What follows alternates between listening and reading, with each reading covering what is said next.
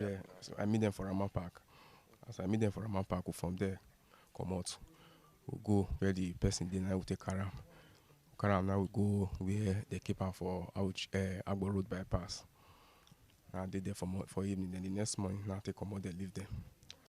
Hello my people, how una dey? Hope una dey fine. My people, this video when I watch, so I put am for una. When I see this video, I was very shocked, okay? Because this our Edo state governor, the way he take come, not be say no good though, but you see this side, oh, wey be say this video, the person wey they arrest for inside there, they do kidnap. All this gbomo wey be say dem dey kidnap people, dem go ask for money. But this boy na him sister wey be say dey abroad, na him house na him dey stay, okay? So him sister wey dey abroad, e no know anything about wetin him brother dey do. You know say when you build your house, if you get family for house, dem go wan stay there. Even you say you go wan make dem stay there in case of maybe ten ant wey be say e dey there. So this him sister, e leave him brother make dey stay there. No be say dey control him brother where e dey go, where e no dey go. So as the kidnap person na, so as the man, as they come dey ask the boy how they take do the everything, as they take kidnap somebody, the boy come talk say even the one wey be say he kidnap, he even hide am for the house. So because of that one, na they come destroy this his sister house, which is very painful because everybody know as abroad be. Nobody dey sleep for here. Nobody tomorrow, before day break, person don run go work, all in the name of say make you for see money wey you take pay your house rent before you come see the one wey you go give them for house. The thing really pay me when I dey watch this video, because this our governor, you no suppose to do this one at all. This one no good, okay? E no good. If the person wey do be say e commit the crime, say e get anything, una fit dey seize am. No be person wey be say e put am for house. Innocent person na e come dey pay for wetin e no know one, e no know two. If you sit down go look am now, his sister no send am message. Na only because of say e build the house, make him brother dey stay there. Na that one na be the crime wey be say his sister do. House wey be say e build for many years, as I dey see say dem just carry bulldozer, dem just dey bulldozer the house. The thing dey pain me for mind say wetin be all this na? Wetin be all this? Person wey get the house now, if before you know, dem say e don kpai for here, because the way wey go take see that video na paltation na go your whole and go say where I go for start, where I go for see money again. I no send my brother. Say if you do something, say that thing dem come dey accuse you, you no go like, okay, na wetin I do. But wetin you no know one, you no know two, you no send anybody, just because of your good na you come pay for. This one no dey good o. Our governor, you need to change this one. This one not just good at all. If those people wey be say they commit that crime, problem no dey, because the money wey be say they take do that kidnap me, now they take they build all those houses. If you they bring all those houses down, problem no dey. No be person wey carry himself come abroad, wey be say come suffer for here, build house. Maybe na only that one and the get now. You understand? All the money wey be say don spend for this abroad, everything just go down like that because of say he put his brother for house. No, once you are adult, anything wey you do, you go respond to your anything wey you do, not be another person. So this one, me I not just like am at all. The time wey be say dem come bring houses come down, dem say na those one na be say all those people wey be say dem dey kidnap house, na there build the house. That one no problem, no dey. Na the house wey be say they own, na their own. If una dey bring those one down, problem no dey. But the innocent people, we no go gree. This one no good. E no even good at all. E say na no, e no say na. And the sister no even dey for Naija, or maybe dem call the thing say na him with his sister na him come dey do the connection, na him sister dey help am, dey put am for house. No, this one dey for abroad. Person wey dey for abroad, he build the house. If you no put him family, dem say he do bad, okay? He no know wetin him brother dey do. As the brother no even know where the waka wey she dey waka for this side.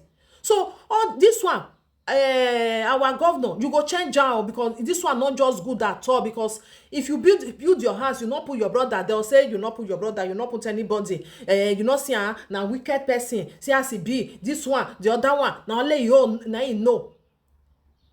Person wey be say e do the crime, wetin una come do am now just to arrest am put for there finish. But another person na wan go pay for it, na wan go pay all the money wey be say e don spend for that house. Eyawa kan to no gberi. This one not good o. As I see this video, my people, I know say most of una don see am. My mind really dey shake say why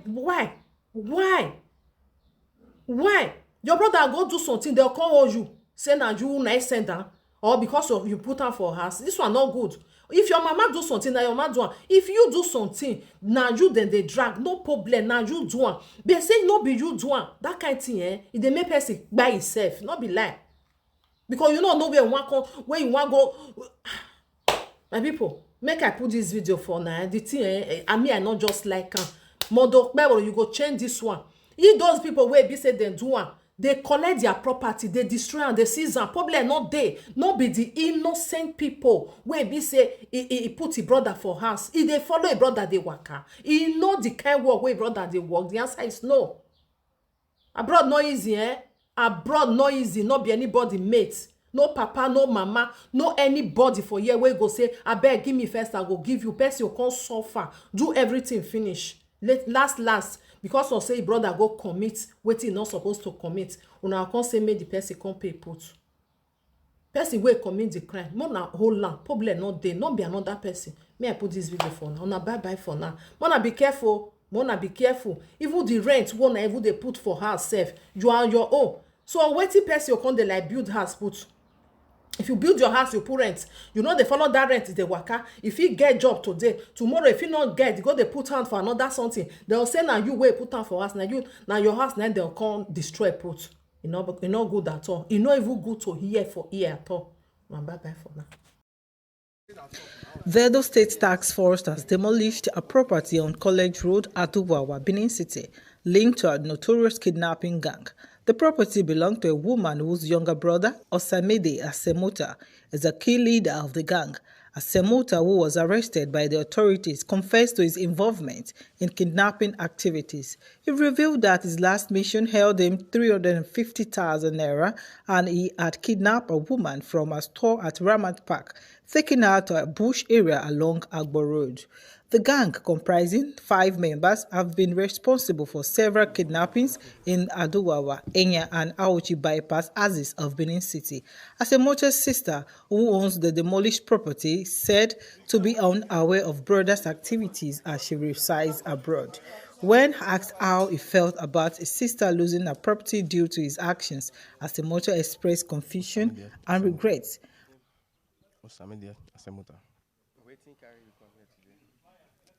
Kidnapping. How many people you don't kidnap so far? Now this one will say for me then for Rama Park. This one will I meet them for Rama Park. As I meet them for Rama Park, from there come out. We'll go where the person then I will take Karam. Karam now we go where they keep her for Agbo Road bypass. Now they there for evening. Then the next morning now they come out they leave them. So it happen. How much you collect? I don't know the actual amount with they call it 350 they give me. 350,000. How you tell know this other person? For community for the do community matter. Community now for and your community for the do community matter. Now you can't carry and come the business. No, not being one boy I call me, Elibina call me. So I meet them for Rama Park. Okay. How many people you don't kidnap apart from this one? And this one why I follow them go down there. I never kidnapped before. Waiting they do for this house. Now they stay this house.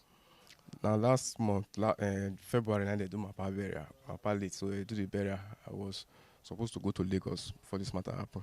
Who get the house? And my senior sister house. Where your senior sister there? You know the Nigeria, yeah. She there abroad. So how you feel now? So they won't break your senior sister house because of 350,000 naira? Confused. You don't tell your senior sister say see what you do. She know what you do. No. She she don't know what they do. No. And she they send you money on this right, she they take care of you. Yes. And you still go kidnap for 350,000 naira. Yes. Another suspect, Michael Tare from Delta State, who was also arrested in connection with the kidnapping, he revealed that he had received 1 million as his share of the ransom, but returned to Benin due to greed, leading to his arrest. Michael Michael, who? Tare Zagu.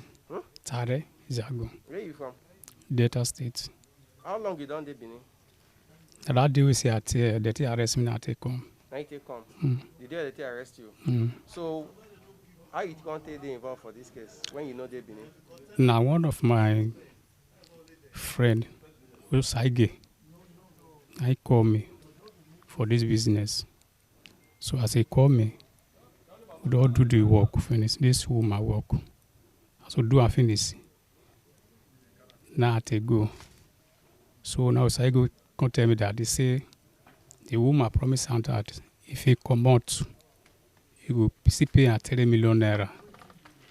So and there was I get a call me.